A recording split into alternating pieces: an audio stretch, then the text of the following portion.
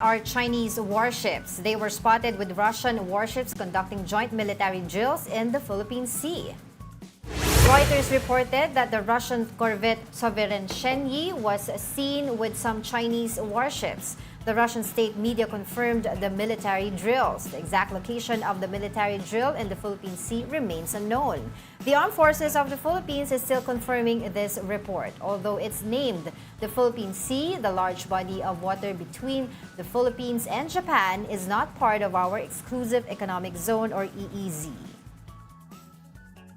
Of course, I'd expect China to do that kasi we're building our alliances with Japan. With Japan, we're building with Australia, But US. hindi ka naman kakatakutan kahit mag-drill sila ng Russia because wala naman tayong initan with Russia. We've come from the past administration, si Pangulong Duterte, who is supposed to be a little close with Russian President Vladimir Putin. Although we have shifted foreign policies to the US, we haven't done any moves or wala naman issues of contention between Russia to sour that relationship.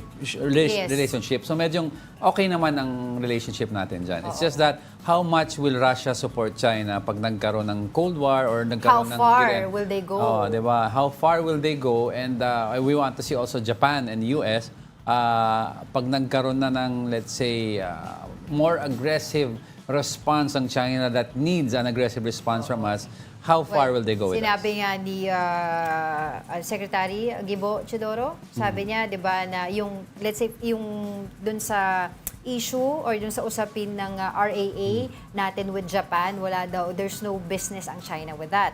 Ngayon nagkaroon ng drill nito, sasabihan din tayo ng China. Wala rin kayong business sa ginagawa naming drill diyan sa Philippine Sea. Pero yun nga ang sinasabi dito, yung nag-conduct sila ng training to inspect a suspicious vessel during a joint naval patrol in the Philippine Sea. Pero walang details were given on the origin of that supposedly suspicious vessel.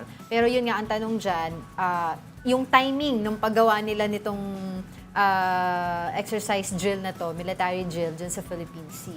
Diba? This is right after nung pag-sign ng RAA and etc. So, yun yung dinasabi nila, posturing ba to na, sige kayo, meron kayo dyan, meron din kami dito. Don't forget that we also have allies as well.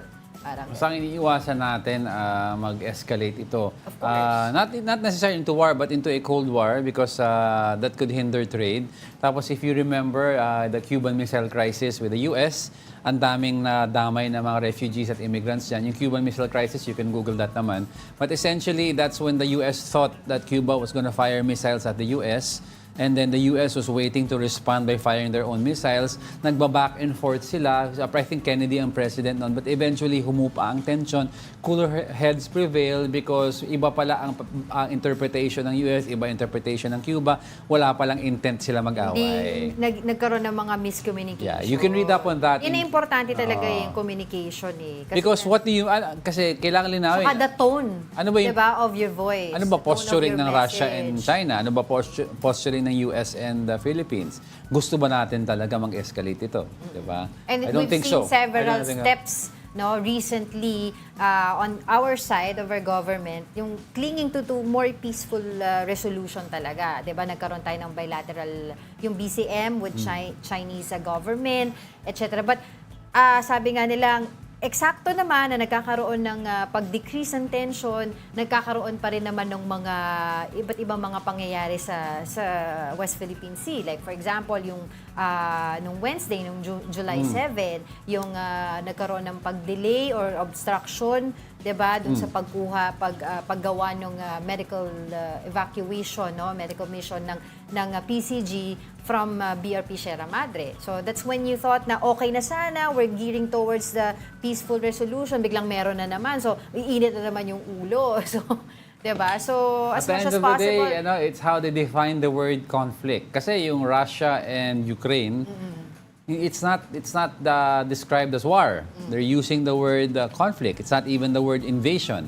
So it's how we understand what the tension is happening. So I don't think any form of conflict gugustuhin natin at this time because sa totoo lang, the US has not much to gain from backing us up in an MDT if magkaroon ng gulo with China. Especially now, busy sila dahil election na sa kanila. Election, oo. And then there are other concerning... Wala pang solid foreign policies and direction, so hindi sila gagalaw until after alam nila kung sino na ang mamumuno sa bansa nila, whether it be Republican or Democrats. Kasi may Pati sila kakagulo hindi nag-iiba ang foreign policy, but they maintain very similar policies on immigration, on trade, which will make a difference ito if combative ka towards China, which we know Trump is combative to China. So let's see.